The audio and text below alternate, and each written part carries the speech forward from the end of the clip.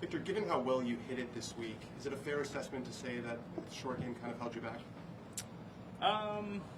Yeah, I would say so. I feel like my chipping actually wasn't that bad this week. It was mainly the first day, made double from a greenside bunker, and that kind of hurt me the whole week. But I feel like I chipped it okay most of the tournament up until, which one is it, 12 on the back nine here, and kind of rambled off a little bit. But yeah, I mean, I hit a lot of good chips, but there's still a couple of chips that hurt me too much each tournament. And obviously my putting this week was, I couldn't make anything this week.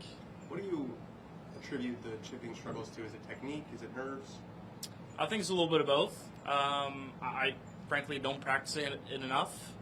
And then when I'm put in those situations, it's not like, it's such a short stroke, or you have kind of time to control things when you're chipping, instead of when you're hitting a drive, it's just 1-2 and then it just goes.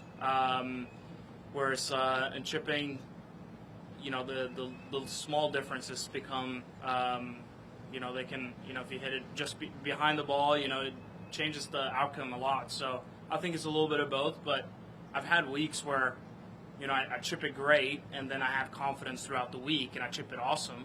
But then other weeks, if I haven't hit many chip shots the whole week, and then suddenly I have one that's a little awkward, it's I think I have a tendency of maybe guiding it a little too much. Victor, the situation on 16 kind of making the social media rounds right now. What did you and Joel see that Daniel wasn't kind of agreeing with? Yeah, so obviously I was in kind of more of the left side of the fairway.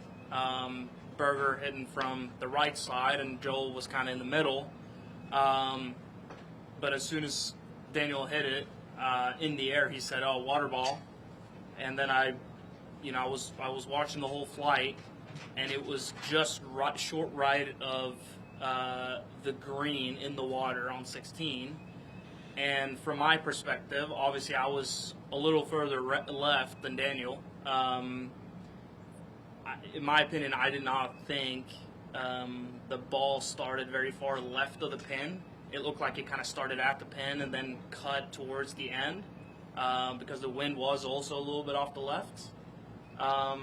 He obviously thought that he started it way left of the pin, and then he kind of cut hard at the end, but that's not what Joel and I saw. I'm not going to put words in Joel's mouth, but he was closer to Daniel's line, and we both saw the same thing, that he kind of started pretty close to the pin and then cut to the right at the end, therefore not really crossing all the way up there close to the green. We thought it was closer to the grass bunker there, just past it. We had a little discussion about it. Why did you feel it's so important to stand your ground, Victor?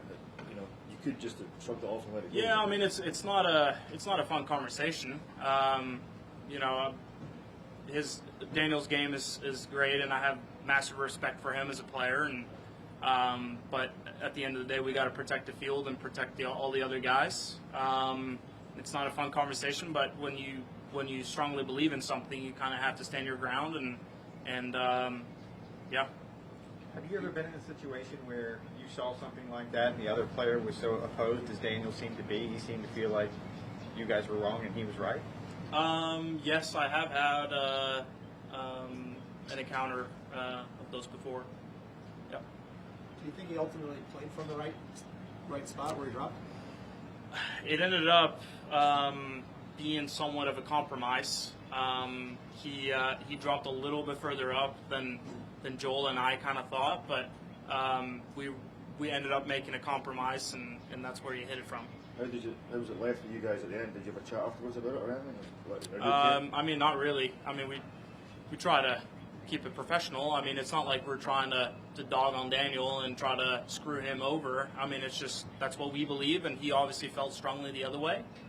It's just what it is. I'm not accusing him of anything. I mean, it's golf. The golf ball is in the air for a couple seconds. I mean, it's tough to exactly pinpoint where it crossed and not. But